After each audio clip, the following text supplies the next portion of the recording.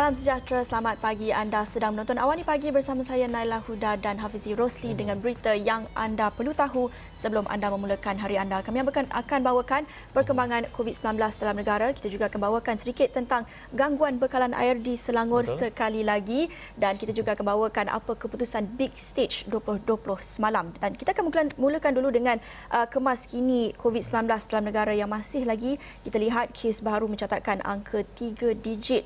Masih lagi kita belum lihat turun, dan semalam sahaja kita rekodkan 293 kes baru dalam tempoh 24 jam sahaja, manakala kita juga merekodkan 67 kes yang pulih dan juga tiada kes kematian yang direkodkan setakat 12 tengah hari semalam. Kata Ketua Pengarah Kesihatan, daripada 293 kes itu, ia melibatkan 292 kes tempatan dan hanya satu kes import yang mendapat jangkitan dari luar negara. Dan jumlah kes aktif dengan kebolehjangkitan COVID-19 ketika ini adalah sebanyak 1,961 kes. Ini adalah angka yang sangat tinggi melihat kepada jumlah kes aktif yang sedang menerima rawatan. Ini satu angka yang perlu kita berjaga-jaga dan memastikan bahawa sistem kesihatan negara kita, jumlah petugas kesihatan dapat menampung dengan jumlah kes aktif ini. Dan juga kita lihat bagaimana ada ura-ura Hospital Sungai Buloh, petugas Barisan Hadapan sedang bersedia untuk gelombang ketiga ini dengan jumlah kes baru yang melonjak tinggi ini. Baik, kalau kita lihat kepada kes penularan COVID-19 ini, 292 merupakan kes tempatan, di mana kita memberikan sedikit pecahan kepada anda semua. Sabah mencatatkan sebanyak 126 kes dan Kedah sebanyak 113 kes, Selangor 31 kes, 8 kes Johor, 5 kes wilayah Persekutuan Labuan, dan beberapa lagi negeri seperti Kuala Lumpur, Perak, Negeri Sembilan masing-masing mencatatkan 2 kes, serta Pulau Pinang, Kelantan dan juga Sarawak sebanyak 1 kes. Jika semalam Kedah telah pun mencatatkan jumlah yang paling tinggi sebanyak lebih daripada 120 atau 130 kes, dan kini telah pun mencatatkan penurunan, dan kebanyakan kes-kes ini adalah pada kluster tembok. Jadi susulan kepada kluster-kluster berkenaan, kita tahu di Kedah banyak lagi kluster-kluster yang telah pun wujud sejak kebelakangan ini, dan kluster tembok itu memberikan satu indikasi ataupun satu tamparan yang begitu hebat sekali, kerana banyak kes-kes yang di Kedah semua di bawah kluster ini. Dan juga semalam KKM telah pun menyatakan terdapat kluster baru yang dikenal pasti sebagai iaitu dikenal pasti di Sabah dan juga di Selangor. Dan 2 lagi kluster COVID-19 dikenal pasti pada semalam, iaitu melibatkan kluster Kausin di Tawau dan Sabah, dan kluster Embun di Hulu Langat Selangor, Naila. Ya, kalau kita lihat kes indeks kluster Kausing merupakan kes ke 10,755 yang melibatkan seorang lelaki warga negara Malaysia berumur 29 tahun yang dikesan positif melalui saringan individu bergejala pada 25 September. Dan kalau kita lihat kluster Embun di Hulu Langat Selangor pula merupakan kes indeks adalah kes ke 11,147 yang melibatkan seorang lelaki warga negara Malaysia berumur 41 tahun, dan 4 lagi kes positif COVID-19 dikenal pasti membabitkan kluster Embun ini, manakala daripada kluster Kausing di Tawau itu 7 kes yang dikesan positif, 5 kes merupakan warga negara Malaysia. Jadi masih lagi ada kluster-kluster baru yang dikenal pasti yang direkodkan. Dan kalau kita lihat pada muka hadapan akhbar-akhbar tempatan New Straits Times misalnya, gambar yang terpapar pada muka hadapan adalah gambar seorang petugas kesihatan di Barisan Hadapan dengan kata-kata pada belakang bajunya "We are ready", menunjukkan kesiapsiagaan petugas di Barisan Hadapan untuk gelombang baharu ini. Dan kalau kita lihat pada muka hadapan berita harian pula, Bangkit, sekali lagi kita berjuang, itu kata-kata oleh Ketua Pengarah Kesihatan kepada petugas di Barisan Hadapan dan juga buat seluruh rakyat Malaysia untuk bersiap sedia buat gelombang baharu ini. Jadi sebelum kita ingin membincangkan lebih lanjut mengenai PKPD dan sebagainya, kita nak lihat apa agaknya perkara-perkara yang menjadi tumpuan dalam sidang media KKM semalam.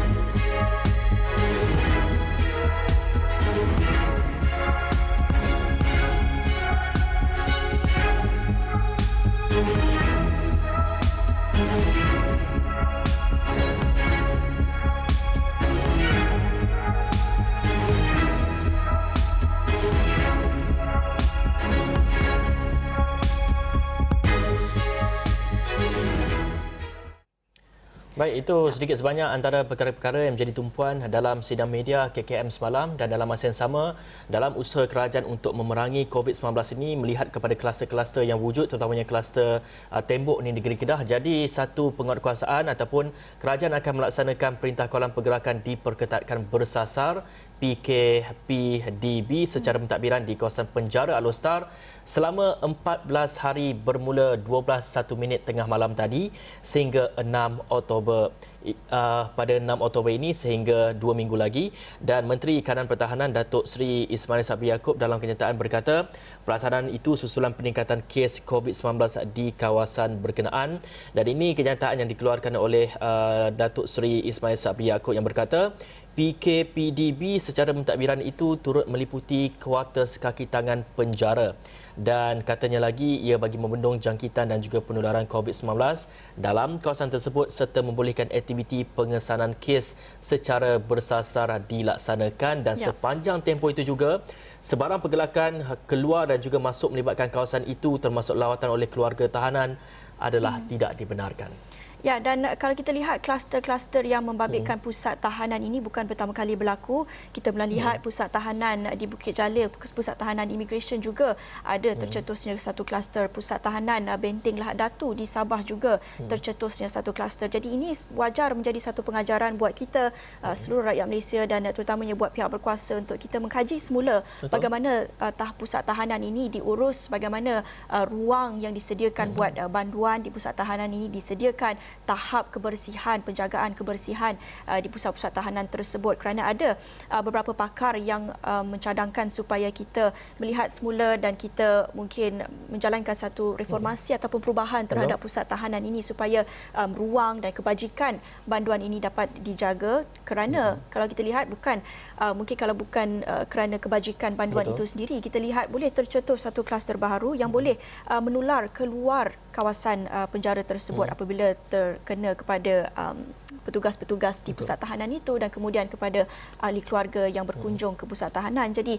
ada risiko jangkitan yang boleh tercetus akibat itu, dan bukan sahaja di pusat tahanan.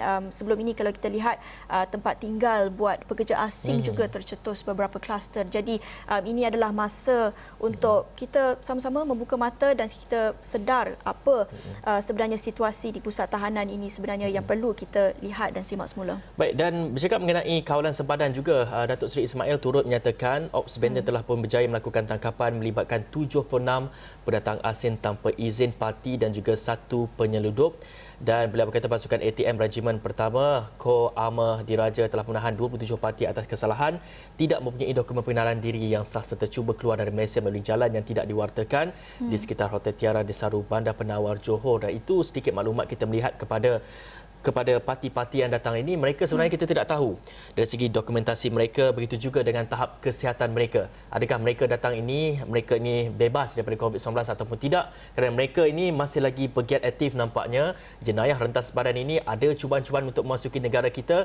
Jadi penguatkuasaan seharusnya mengambil tindakan yang begitu lebih tegas dan juga perlu kita perketatkan lagi sempadan kita supaya tiada daripada parti-parti ini membawa COVID-19 ini masuk ke dalam dan juga menular dalam kalangan masyarakat kita, Nela. Ya, bercakap tentang penguatkuasaan itu mungkin dari satu aspek penguatkuasaan undang-undang di sempadan negara, tetapi penguatkuasaan dalam negara sendiri, kalau kita lihat sebelum ini beberapa kluster tercetus akibat mereka yang pulang dari luar negara dan gagal patuh kepada perintah kuarantin wajib di rumah.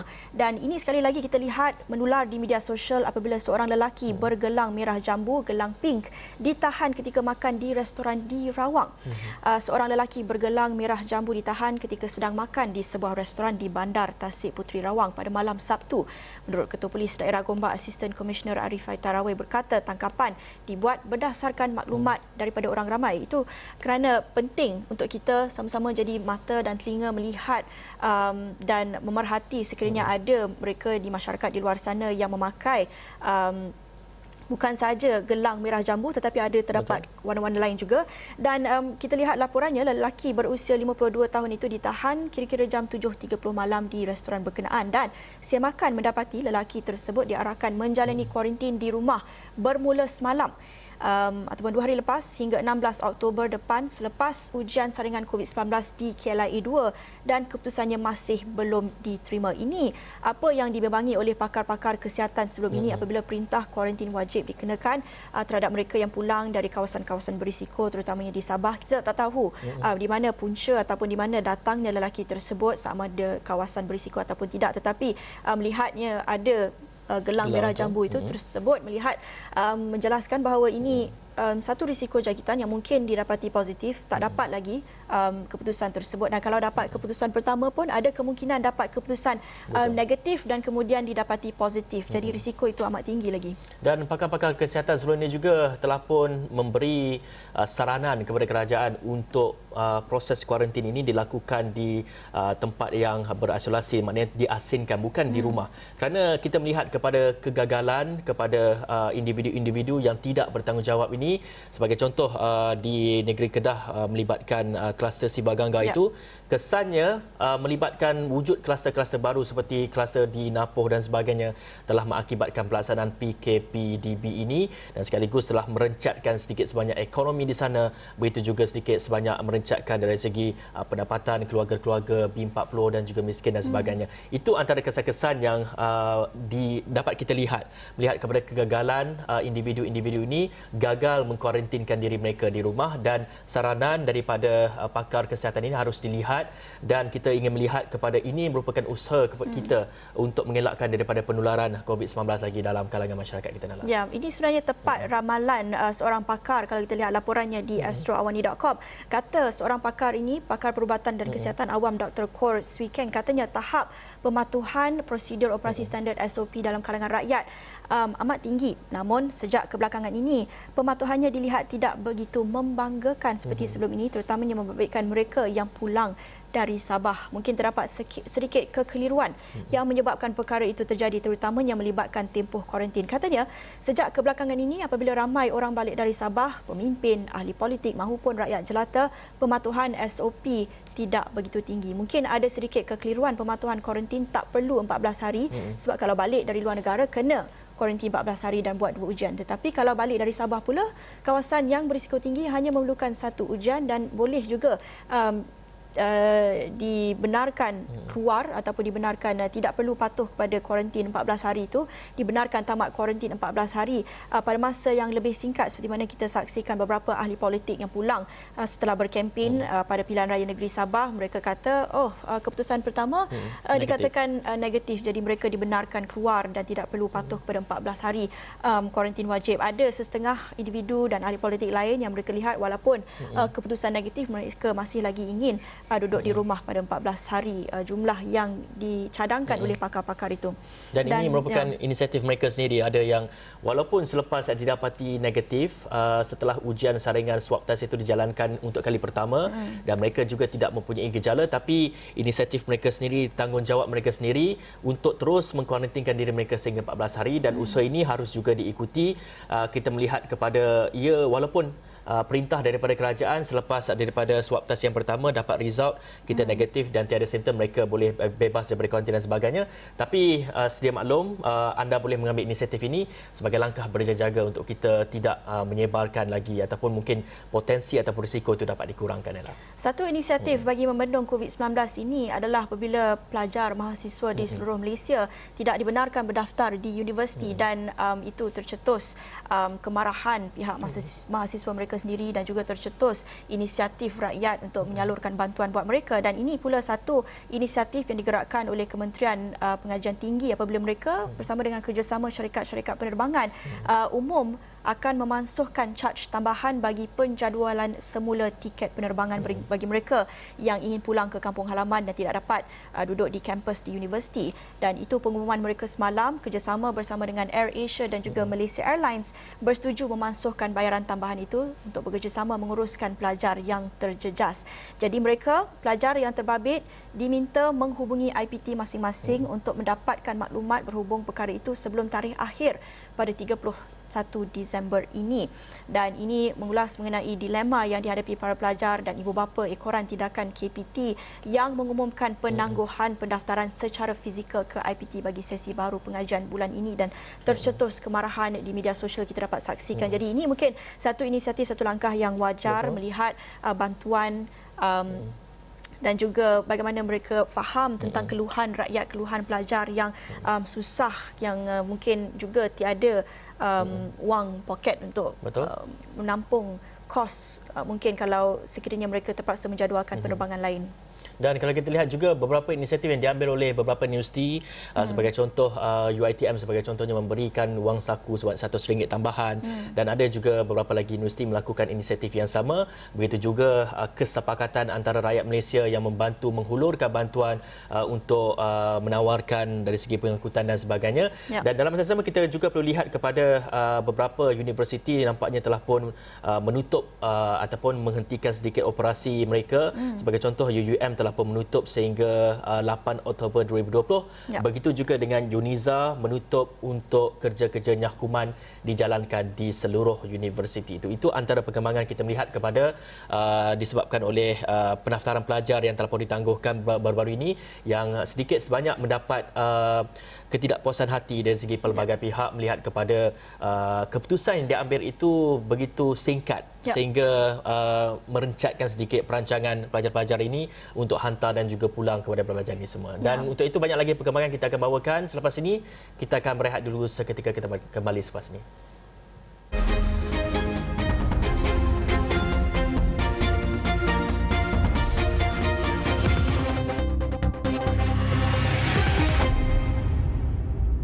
Bertemu kembali di Awani Pagi, dan di tengah-tengah pandemik COVID-19 ini, tahap penjagaan kebersihan diri itu sangat penting. Kami sentiasa paparkan PSA, pentingnya anda menjaga kebersihan, pentingnya anda basuh tangan. Tetapi amat menyukarkan apabila sekali lagi Selangor dan beberapa kawasan di Selangor sekali lagi mengalami gangguan bekalan air akibat pencemaran.